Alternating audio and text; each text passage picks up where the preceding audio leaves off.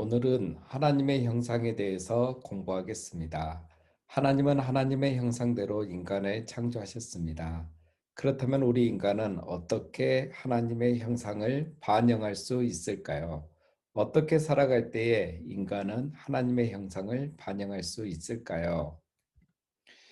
우리는 하나님과의 관계, 그리고 다른 사람과의 관계를 통해서 하나님을 반영할 수 있습니다.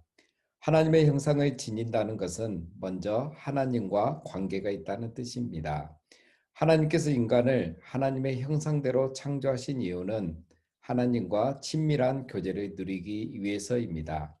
다른 피조물은 말씀으로 창조하셨지만 인간은 인간이 있으라와 같은 말로 창조하지 않으시고 손수 지으셨죠. 흙으로 아담을 지으신 후 그 코에 생기를 불어 넣으셨습니다. 친밀함을 인간에게 보이신 것이죠. 하나님은 또 하나님의 형상을 지닌 우리 인간이 서로 친밀한 교제를 누리기를 원하십니다. 성부, 성자, 성령의 교제 가운데 존재하시는 하나님은 인간도 서로 교제하며 살도록 창조하셨습니다. 하나님의 형상대로 지음받은 우리가 서로 존귀하게 여기며 사랑하며 친밀한 교제를 누리며 살기를 원하십니다.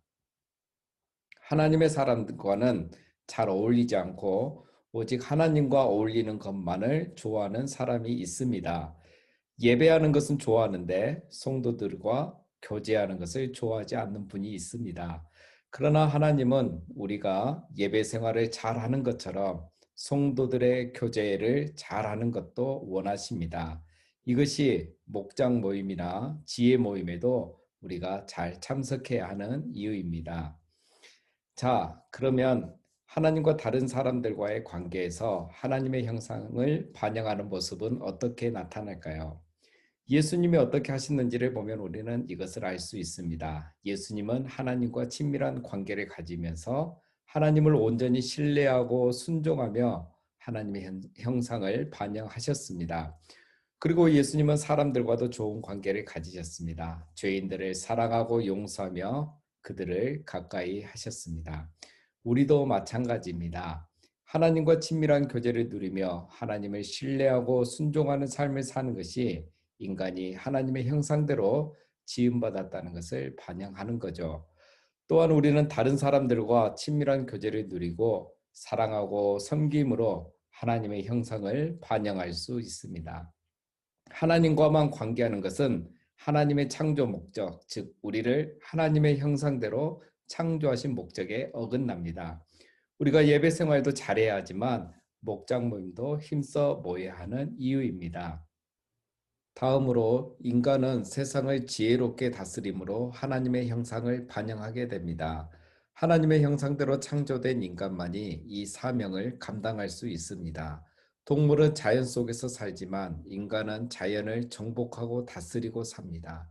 동물은 본능대로 살지만 인간은 가정을 세우고 사회의 조직과 구조를 세우며 문명을 세워갑니다.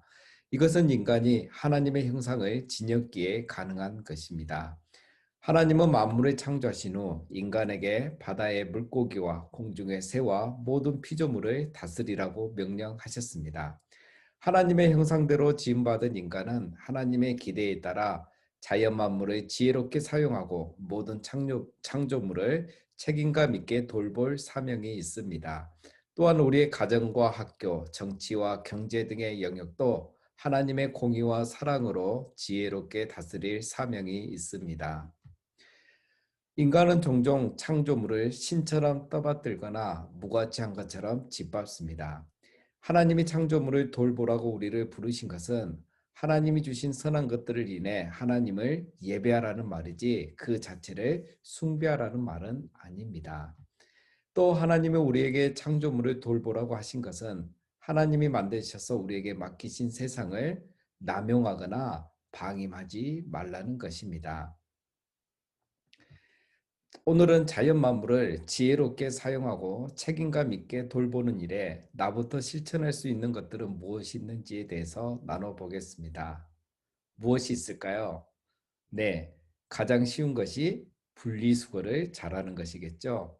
분리수거를 잘하는 것도 세상을 지혜롭게 잘 다스리는 그리스도인의 모습입니다. 또 가능하면 종이컵을 사용하는 것을 자제하는 것도 좋겠죠. 요즘은 애완동물을 키우는 분들이 많습니다. 보통 애완견을 가장 많이 키우고 있는데 그만큼 유기견도 많아지고 있다고 합니다. 한 해 동안 유기견을 안락사하는데 비용만 100억이 들고 있다고 합니다. 우리나라에서 애완견을 키우는 사람 중에 12%만이 죽을 때까지 애완견을 키우고 70%는 1년에서 5년 미만 정도만 키우다가 포기한다고 합니다.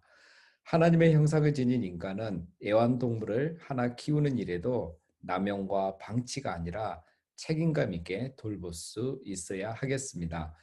애완동물을 키우시는 분들은 오늘부터 책임감을 가지고 잘 돌봐주시는 것 잊지 마세요. 마지막으로 하나님의 형상대로 지음받은 인간은 일하고 안식함으로 하나님의 형상을 반영합니다. 하나님의 형상으로 창조된 인간만이 일을 계획하고 일을 진행하고 성취합니다. 우리가 일하고 노동하는 것은 죄의 결과가 아닙니다. 힘겨운 수고는 죄로 인한 것이지만 일은 타락 이전부터 있었습니다. 하나님도 엿새 동안 창조 사역을 하셨고 일곱째 날은 안식하셨습니다.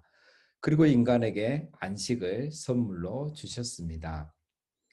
안식은 단순히 아무것도 하지 않는 것이 아닙니다. 내가 해야만 하는 것, 내가 하고 싶은 것을 모두 멈추고 내 마음의 중심을 다시 하나님께로 초점을 맞추는 것이죠.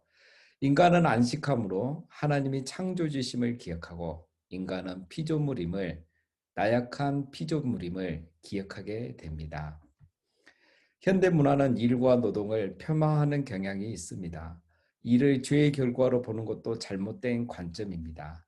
일을 하면서 사회 유익은 간과하고 자신의 이익만 추구하는 것도 성경적으로 옳은 것이 아닙니다. 또 노동직을 천시하거나 직업을 차별하는 태도도 잘못된 것입니다. 일에 대한 바른 개념을 가질 때 우리는 내게 주어진 일을 최선을 다해서 또 기쁜 마음으로 할 수 있습니다. 현대인들은 쉬지 못하는 병에 걸려 있습니다. 일을 내려놓고 쉬지 못하는 이유는 쉬는 것을 게으름으로 생각하기 때문이죠. 쉼은 게으름이 아닙니다. 하나님이 친히 쉼의 본을 보여주셨죠. 두 번째, 일 중독자들은 안식을 누리지 못합니다. 사람들은 세상에서 도태된다는 두려움 때문에 일에 중독되기도 하고 지나치게 성공지향적인 삶을 살다가 일 중독이 되기도 합니다. 사랑하는 성도님 여러분, 혹시 지쳐있는 분이 계십니까? 영육이 모두 탈진해 계신 분이 있으십니까? 하나님이 주시는 안식을 소중한 선물로 받으십시오. 세상의 무질서한 리듬을 거부하고 하나님이 태초부터 사람을 위해 계획하신 지혜와 축복의 리듬을 따라 사십시오. 오늘 공부는 여기까지입니다. 한 주간도 주님 안에서 일하고 또 안식을 누리시다가 주일에 뵙겠습니다. 감사합니다.